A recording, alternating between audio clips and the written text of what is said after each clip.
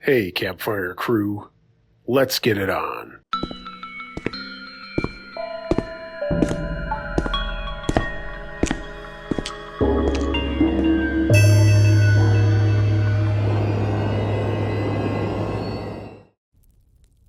Man Tried to Grab My Baby by Kamami Deer. I've flown with my 1-year-old solo nearly a dozen times. Usually people are understanding and kind about me having a baby on my lap. And overall, he's a happy, easy baby. He's also very cute, so it's not uncommon for strangers to talk to him. Usually I don't mind. The last trip I took, I sat alone in my aisle with a man sitting by himself directly behind me. My baby was tired and fussing, and I knew he was tired, but there wasn't a lot I could do until after we took off. Right out of the gate, the man behind me was talking to my baby, saying, "Oh, hi, baby. Why, sad baby. Cute baby." I smiled and replied that he was tired. Sorry for the fuss. Thank you. After takeoff, I started to get him settled for a nap. The man behind us continued to talk to my baby, putting his hand through the seats to try and grab his feet. Multiple times, I asked him nicely to please stop. My baby was tired. You're distracting him. He just needs a nap. Finally, I sat my baby down right next to me. He stood on the floor facing the seat next to me so that I could make a bottle. The man behind me stood up and reached over my seat to pick him up. I immediately leaned forward to pick up the baby, saying, "No thank you, I don't need help. Please no thank you." The man pushed me back into my seat while mumbling, "Sweet baby, why baby cry?" I replied very loudly, "No," and quickly picked up my baby. I thought that was the end of it. I was wrong. I tried to rock my baby to sleep while desperately trying not to lose my cool. As I was rocking him, the man behind me reached through our seats to grab my arm, saying, no rocking, you make him cry." I pulled free from him and yelled, "Do not touch me!" Again, I thought that'd be the end of it. I started rocking the baby for a second time. This time, the man behind me reached both hands around either side of my seat to hold me in place, saying, no rocking, stop rocking." I'm somewhat embarrassed about this, but I completely lost it. Clutching my baby to my chest while struggling to get free of this guy, it hurt, I hit the call light while screaming, "Let me go, do not touch me, let me go, let me go, let me go." He was still holding me by my arms when the flight attendants came running. I could barely get anything out to the flight attendants. Everyone around us was staring, and I was sobbing, and all I could get out was that I could not sit there anymore, and for the love of God, please move me. The man behind me tried to move with me, but I told the flight attendants that I did not know him, and he could not come with me. I was moved to be next to the flight attendant seats. I had a good cry in my new seat, but my baby immediately went to sleep. After calming down, I explained to the flight attendants what had happened. Multiple times, the man that had been behind me got up to try to get me to come back to my seat, only to be turned around by one of the flight attendants. Towards the end of the flight, one of the flight attendants told me that they had explained everything to the pilot, and the pilot had called the FBI and local police to escort the man off the flight. I would also be escorted off, as well as everyone around us that had watched everything happen. Everyone cheered as he was escorted off. I had to interview with the FBI and nearly missed my next flight. After my trip was done, I had to fly back through the same airport. It was stressful and emotional to say the least, even knowing that he was banned from the airline and the airport. I haven't flown since. To the man that tried to grab my baby from me and then wouldn't let go of me, let's never fucking meet again.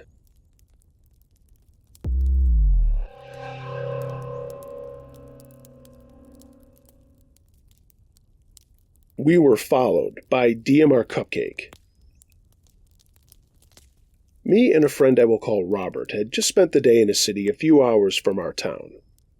We had spent the day at an event in which we had both participated in, and we had a blast. After the event, We decided to go out and get dinner with a group of our friends and ended up staying in the city until almost midnight, before we decided we should probably get going. The drive home was very uneventful for most of the way home. The roads in between the two cities are very rural, with only a few small towns between the two. Since it was dark, we spent most of the drive looking for animals that might have run out on the road while chatting with each other. As we got fairly close to Robert's house, we saw a car parked on the opposite side of the road facing the wrong way, and a man walking around on and next to the road. The car in front of us just so happened to be an ambulance, which stopped to try to help the man. As we drove past, I made eye contact with him, and we continued on our way thinking nothing of what just happened. We drove for another 20 or 30 minutes before turning onto the access road to get to Robert's house. As we got farther up the road, we noticed another car had turned onto the road farther behind us. Robert lives in a gated community, so we had to turn onto the driveway so we could go through the gate. This is when we noticed that the car that had turned before had turned again and was right behind us. As we pulled up to the gate, Robert opened it and we drove through.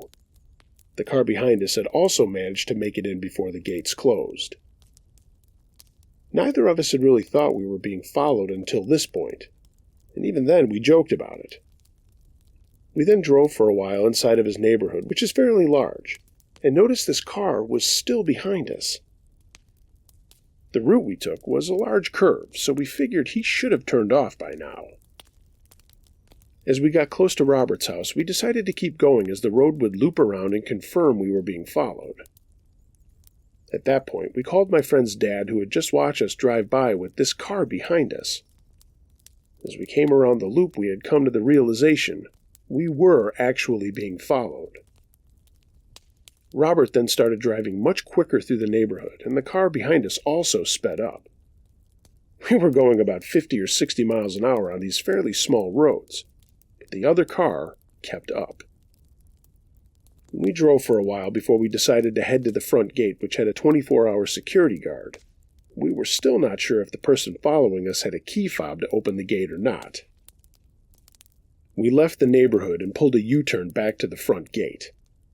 We were still driving very fast at that point, and to anyone it should have been apparent we were being chased.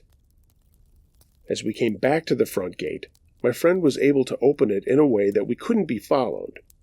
But as we turned the corner, we saw the gate opening, and the car that was following us drove in. This is where we made a huge mistake. We turned down a road without realizing it was a cul-de-sac. As soon as we noticed our mistake, Robert was able to flip the car around so we could get out of there.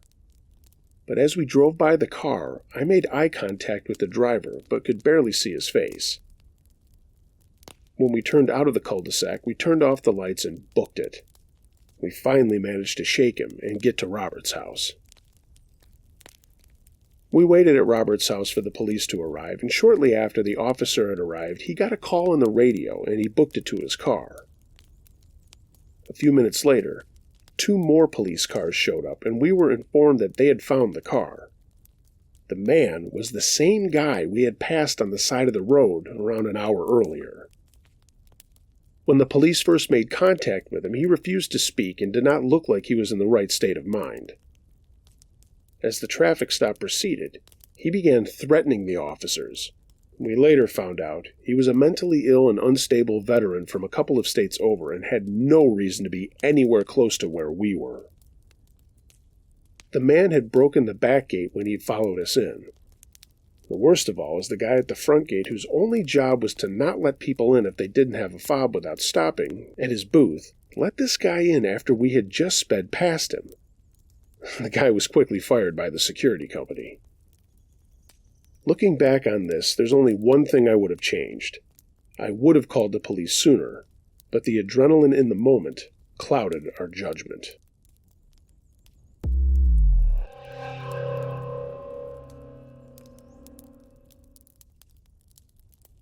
Loyalty, submitted by Karen 5.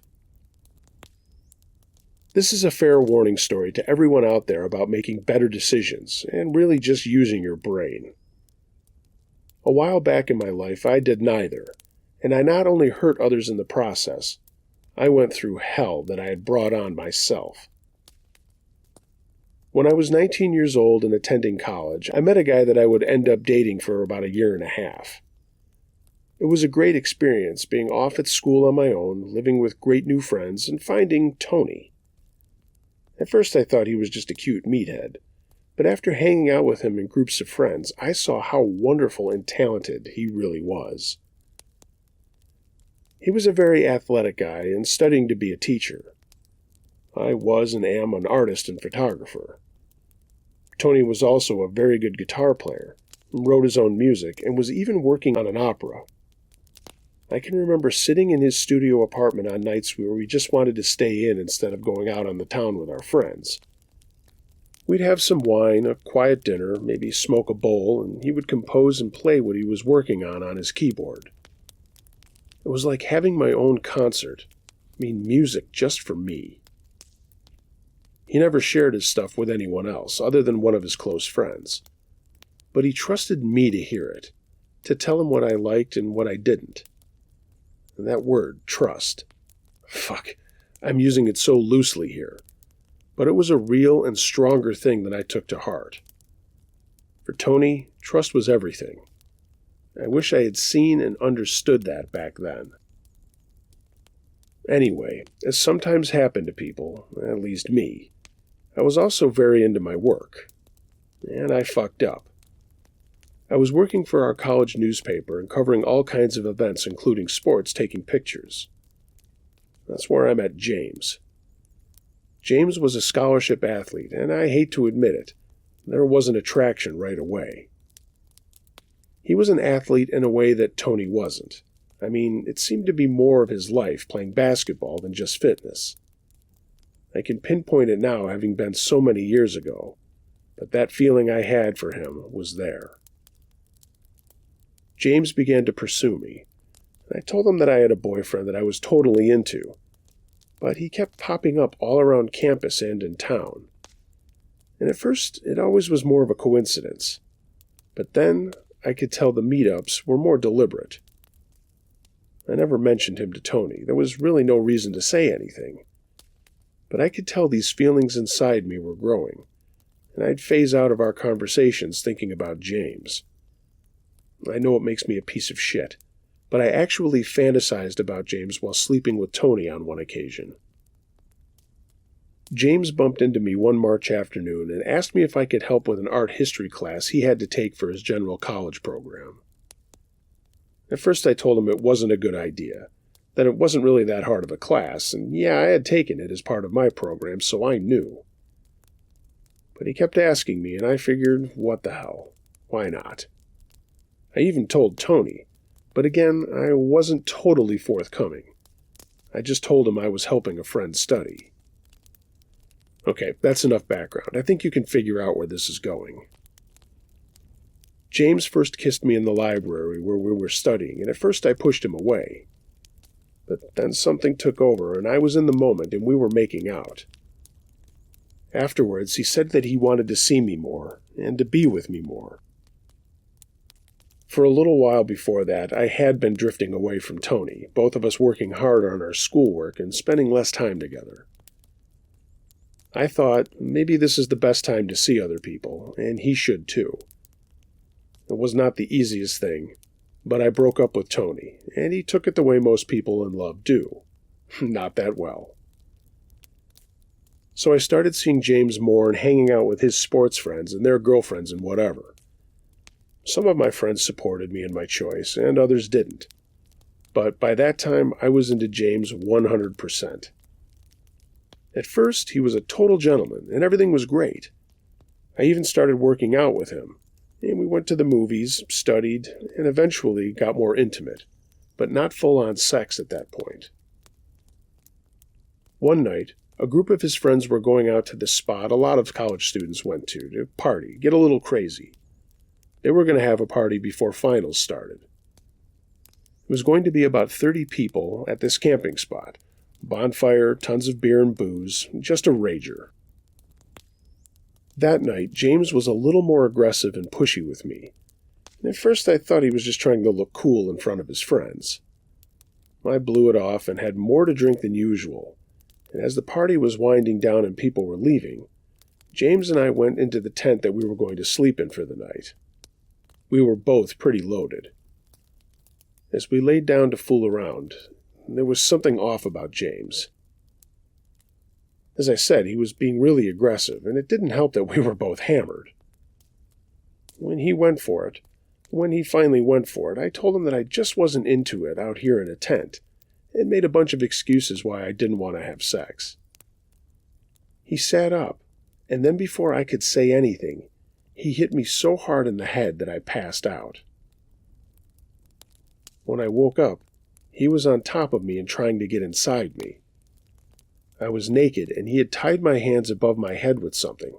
It felt like I was actually pinned to the ground, which I found out later I was. I started yelling, "Stop, no!" But he only laughed and said no one out here would hear me, and if they could, they wouldn't care. And then he did the deed. I was screaming and crying the whole time, and when he finished, I just whimpered, "I want to go home." James only said, "Not yet," and he got up and opened the tent zipper. Standing there were 3 of his friends, and laughing he said, "She's all yours, boys." Then he left the tent. 2 of the guys came in all drunk and laughing, and I was screaming and trying to get my hands free. They both just dumped beer on me, saying, "Have a drink, it'll mellow you out," and then one stuffed something in my mouth. I was beyond terrified, even more so than what had happened with James, and I was literally fighting for my life. As one started to get on top of me, the other was cheering him on, and I couldn't see their faces, so I didn't know exactly which of James's friends they were. And I was thrashing and fighting back as best as I could. Right before the guy got inside me, he stopped and literally fell to his side. I hadn't noticed his friend had gone quiet, but suddenly everything was still, except for a radio playing some Pearl Jam off by where the fire was. Then another shadow came into the tent and rolled the guy's body off of me and reached over to my hands. I was crying and out of control, but suddenly I smelled Polo cologne. Tony always wore that, and it was Tony. He took the thing out of my mouth, which I found out was actually a maxi pad that I had left in my purse. Yeah, the guys had gone through that too. Without a word, he pulled up what was a tent stake attached to some cord that had been tying my hands down. Totally silently, he led me up and told me to get dressed. He stepped out of the tent and I followed him, and there, before I left, I saw the other guy that was in the tent also lying silent and not moving on the tent floor. The third guy was also lying on the ground outside, and over by the fire, sitting in a chair and not looking very good, was James. I finally looked at Tony in the dying firelight and saw that his hands were covered with blood, all the way up to his elbows. Not like covered, but splashed. And in his hand, he was holding something. I didn't know what it was right away, but when the police got involved, I found out it was something called a breaker bar. It's like a giant socket wrench or something. For some reason, Tony had thought something was wrong, and in his loyalty, went out to this party to check on me. I am forever thankful that he did. The sad thing is when the police got involved, I was whisked away to the hospital. All the boys were arrested, including Tony.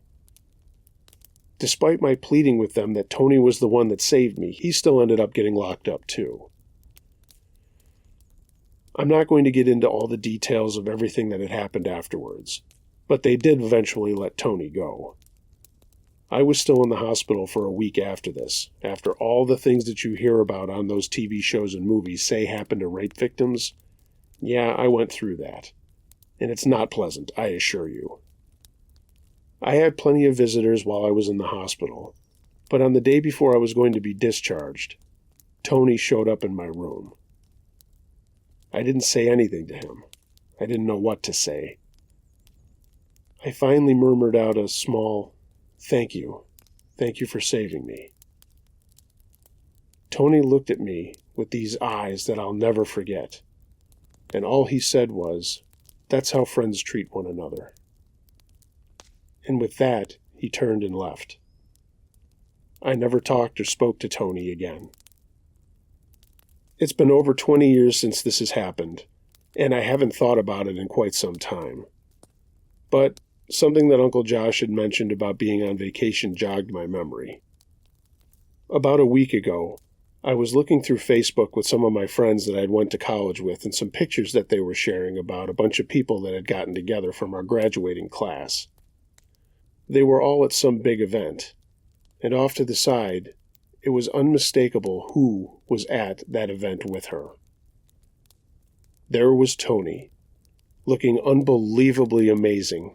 He honestly looked just like he did when I had last saw him in college. He was standing next to a beautiful woman and 3 unbelievably good-looking kids. He had a huge smile on his face as he was looking down at one little girl who was looking back up at him just as fondly. A rush of guilt and sadness flooded over me. I have been married and have been divorced, and am now just on my own, trying to find myself once again. It took a long time for me to get over what had happened to me, but it took even longer to get over Tony. How had I allowed myself to fuck something like that up? I don't know. I guess we live and learn. What I had gone through was one of the scariest things that has ever happened in my life, if not the scariest. I don't recommend anyone go through that. It shows you that sometimes you make poor decisions, and you think what is best for you is really the worst thing possible. The nightmares, the therapy, all the things that I've had to deal with, I don't wish on anyone. It is the most terrifying thing that can happen to anyone on this planet. But there's something to be said about loyalty. Even though I had broken his heart, he had still found a way to save me, and for that I am eternally grateful. Tony, wherever you are, I am sorry. I wish you nothing but the best, and it looks like you have it. I wish I could be there with you and have whatever it is that you have in your life now, or at least something like it.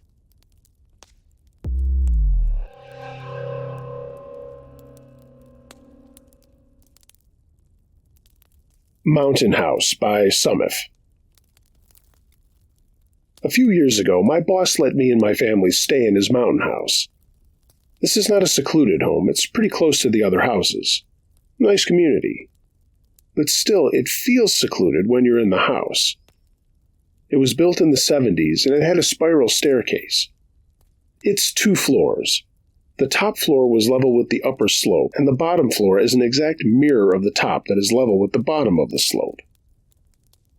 We always board our dog up, but because this was a last-minute trip and a big travel weekend, we had to bring our dog. The second night started off perfectly. It was cold and raining, we had the fireplace going, and we were watching The Office. The kids were asleep, and shortly after, my wife and I turned everything off, checked the doors, and went to bed. I don't know how much time passed, maybe 15 or 20 minutes. I heard some slight thuds, but it was raining, kind of windy, and the branches from this one tree would hit the back wall. Then I heard what sounded like someone coming up the spiral stairs. Literally, as soon as my mind processed the noise, my dog sleeping in the living room raised absolute hell. I don't think I'd ever heard her do that. I had my pistol and went down the stairs and saw muddy shoe prints leading in and out of the door from the bottom floor. I was perplexed because I know we locked the door, but there were no signs of forced entry. While I was looking around, my wife called the police, but they actually pulled up to the neighbor's house as she was on the call. So my wife and kids loaded up in the car and we pulled into the neighbor's driveway. I wanted my family out of the house. We came to find out that the neighbors just experienced the same thing. Someone coming in from the bottom, their dog raising hell, etc. It was strange because they also said they had locked everything up, but there were no signs of forced entry.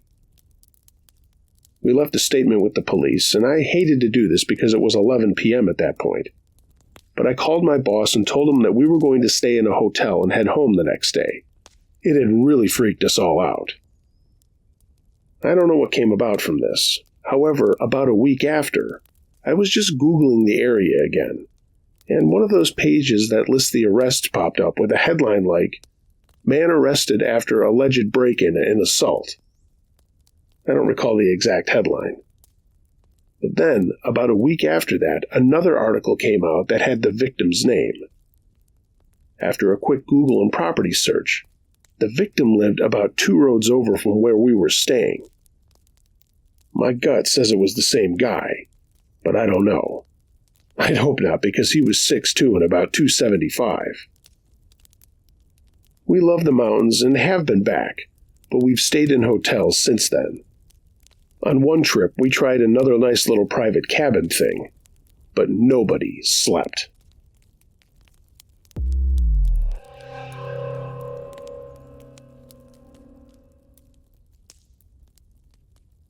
The Thing on the Road by Liz M. I was working as an emergency medical responder in the oil fields, sitting on a site for a gas well workover near the western end of the Red Rock Road. The job was ending due to spring breakup, and road bans were partially on, preventing the moving of heavy loads during the day. At this time, the partial bans allowed for heavy hauls from midnight to 7 a.m. My consultant had directed that I be the last personnel to egress. The last lowboy on site was having issues with tie-downs, and that delayed his departure from location until approximately 03:30. Everyone else had been off-site by 0100. I held at the location for 20 minutes past the last truck's departure, hoping he would stay far enough ahead of my medical unit to avoid it being peppered by rocks and frozen mud chunks. Meaning, I entered the Red Rock at approximately 0400, heading in an easterly direction. I had been on site since 0700 the previous day and was going into my 21st hour of being awake. Because of this, I was being extra careful to pay attention to both sides of the road, and maintaining a speed of about 30 or 40 kilometers per hour, hoping to give me enough reaction time to brake for wildlife popping out on the road in front of me. There was a fair amount of wildlife in the area: deer, elk, lynx, moose, black bear, and I even encountered a grizzly sow grazing grass in a ditch by the side of the road in the area the summer before.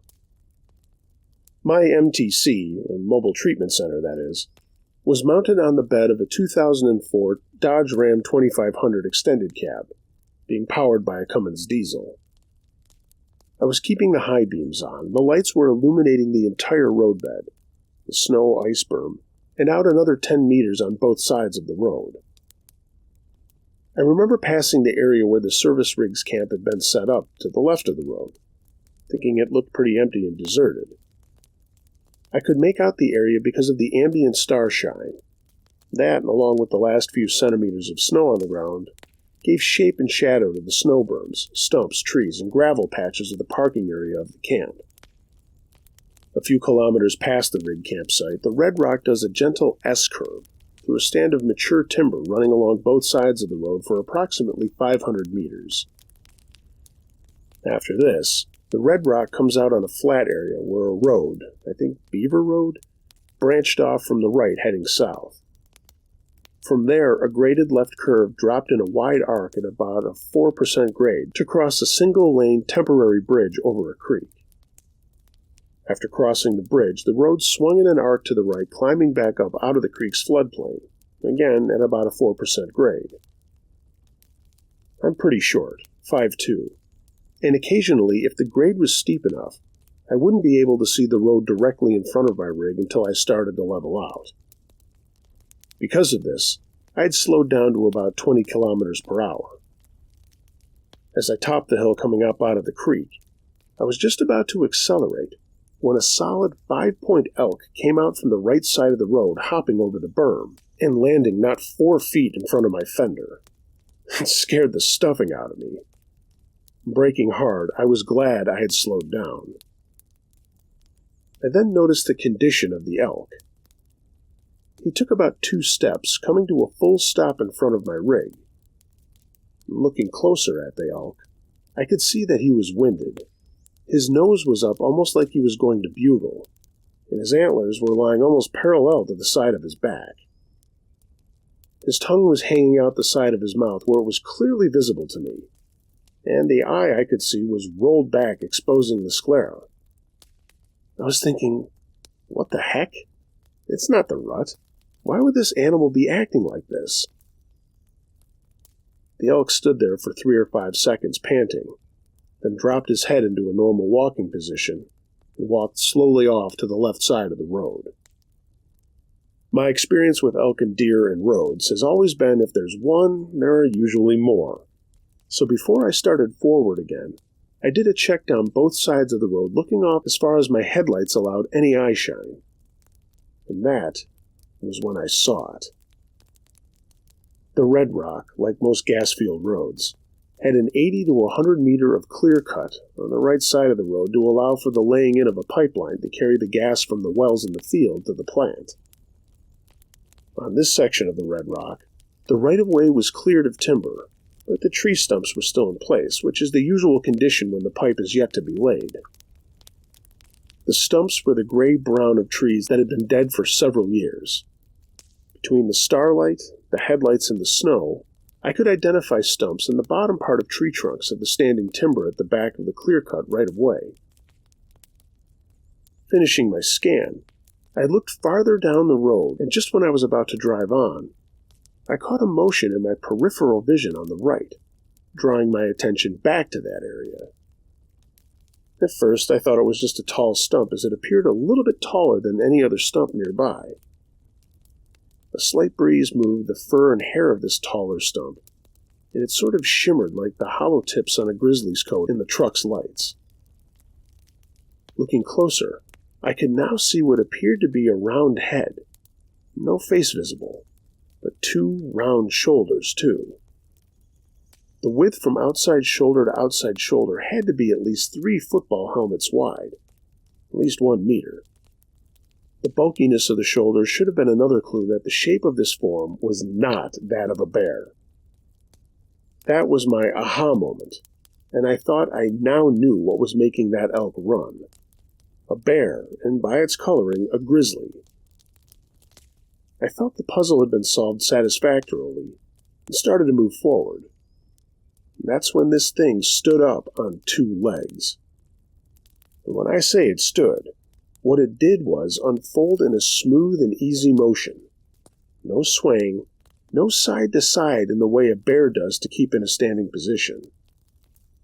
I was still thinking about it being a grizzly bear, and based on the estimated distance from the side of the road, about 10 or 12 meters, the brightness of the area being lit by the high beams, and how the upper part of the standing form faded into darkness, I would guesstimate the height to be around 7 or 8 feet. It turned its upper body towards the east, and even though I couldn't see a face, I got the feeling it was looking further down the road in the direction I was headed. I had the impression of a head, but it was tall enough that the upper third of the body faded into the darkness, not only being slightly a different dark than the standing timber several more meters behind the form. Think dark bluish-black for trees, and dark blackish-brown for the upper part of this creature. My next surprise came when it dropped its arms. The left arm was long enough that I could see the range of motion, shape, and the larger shape of a hand in the light of the high beams. That's why I say arms. It was a hand and not a paw. The arm was longer, and the hand was lower than where a human hand would rest beside a human thigh. I was beginning to be overwhelmed by feeling of disease, like I should not be sitting still, and that I should really start driving away from this creature. My heart was racing, my hair was on end, and I thought, oh my God, as I started moving carefully forward, half expecting to see another one step up to the road. It took me a few minutes to think, but I believed I had just seen a Sasquatch.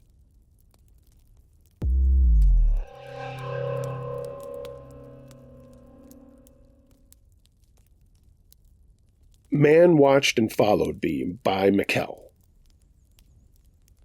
I'm a model and was doing G work for a catalog out of state. During our break, I stated that I was going to walk back to our hotel to get my charger, and it was only a block away. One of the video crew offered to walk with me as he had something he wanted to grab from the hotel too. We got to the hotel with no problems, but I left the hotel alone. As soon as I walked out the door, a man approached me and said, "I saw you walking earlier." He had been in the hotel for about 20 minutes, which means he followed us to the hotel and had been waiting for me. He continued to walk with me and asked me all kinds of personal questions. I tried to politely get out of the conversation by telling him that I had to go to work and couldn't talk right then. He continued to follow me and asked me questions the whole way back to where I was shooting. When I got there, he asked me to go swimming in the river with him. I told him that I could because I had to work. I was afraid to be stern or tell him to F off because I've heard too many stories of men like this becoming violent in those situations. I started feeling nervous as I tried to open the door to the building because he followed me and was standing right behind me. The door was locked. I started running around to every door, trying desperately to get inside as this guy followed me to every door. They were all locked, and now I was really in a panic. A car with 2 girls inside pulled over and called to me to come over to their car. I ran over, and he immediately booked it down the street and disappeared. The girls told me they saw what had happened and asked me if I needed a ride, and I explained I just needed to call someone to get inside, and that it seemed like he was gone now. I got on the phone with the other model, and she was on her way to open the door. I told the girls that I was okay, and he was gone, and someone was on their way to get me. As soon as the girls drove away, the man appeared from around the corner of the street he had run down. He had been watching and waiting for them to leave, and he was walking very fast towards me. I ran up the stairs and started banging on the door, desperate to get in. He started going up the stairs after me when the door finally opened and I closed it fast behind me. Needless to say, I was shaken. Now, I never feel safe when I walk anywhere, no matter how short the distance. Even walking across a parking lot is a stressful experience.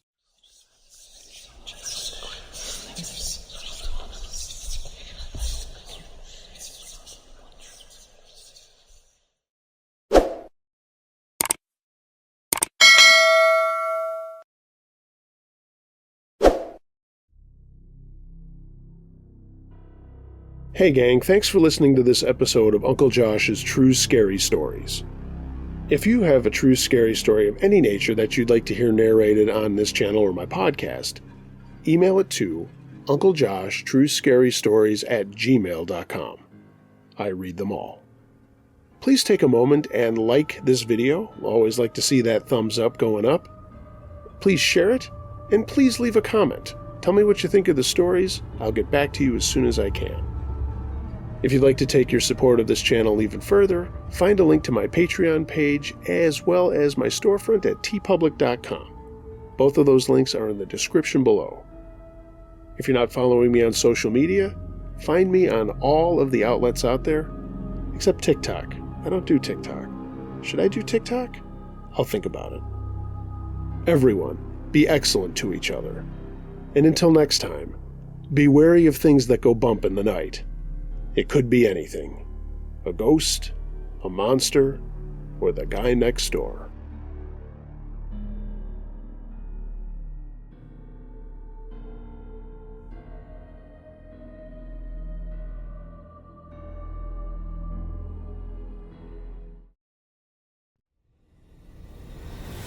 Howdy folks, do you like scary stories? Because over here at the Hometown Horrors podcast, we love them. So if you want to hear stories from everyday people about sleep paralysis demons, haunted houses, Bigfoot, aliens, ghost hunts, and so much more, definitely check us out. And if you're really brave, come on the show and tell your own stories. If you dare.